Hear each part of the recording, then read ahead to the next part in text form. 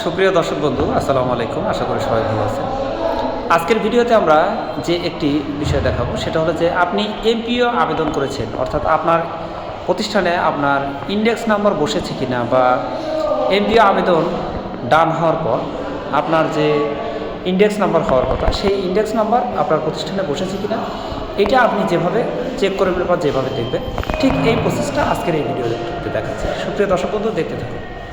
এবার প্রথমেই আমরা যে কাজটি করব, প্রথমে আমরা গুগল অথবা ক্রোম যে কোনো ব্রাউজার আমরা সিলেক্ট করব। সিলেক্ট করার পর আমরা এইখানে যে আমাদের সার্চ বারে গিয়ে টাইপ করব EMIS, অর্থাৎ EMIS লেখার পরে সার্চ অপশনে ক্লিক করলাম। দেখুন EMIS যে অপশনটা চলে আসছে, এই অপশনের উপর আমরা ক্লিক করব।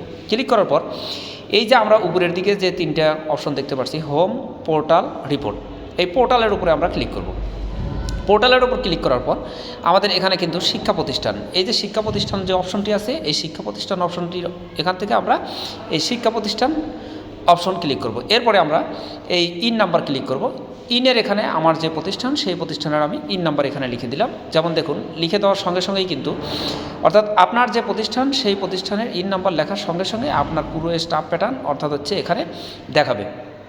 সুতরাং এভাবে আপনি আপনার যে ইন নাম্বার অর্থাৎ হচ্ছে ইন্ডেক্স নাম্বার বসেছে কিনা আপনি কিন্তু দেখুন খুব সহজেই আপনি চেক করতে পারবেন। ঠিক এভাবে আপনি আপনার নতুন এমপিও হোক আর যেটাই হোক না কেন, আপনি এমপিও আবেদন যদি করে থাকেন সেই ক্ষেত্রে আপনি এভাবে দেখতে পারবেন। সুপ্রিয় দর্শক, এই ছিল এখনকার মতো। নেক্সট আপডেট দেখার নিমন্ত্রণ জানিয়ে বিদায় নিচ্ছি। সবাই ভালো থাকুন, সুস্থ থাকুন। আল্লাহ হাফেজ।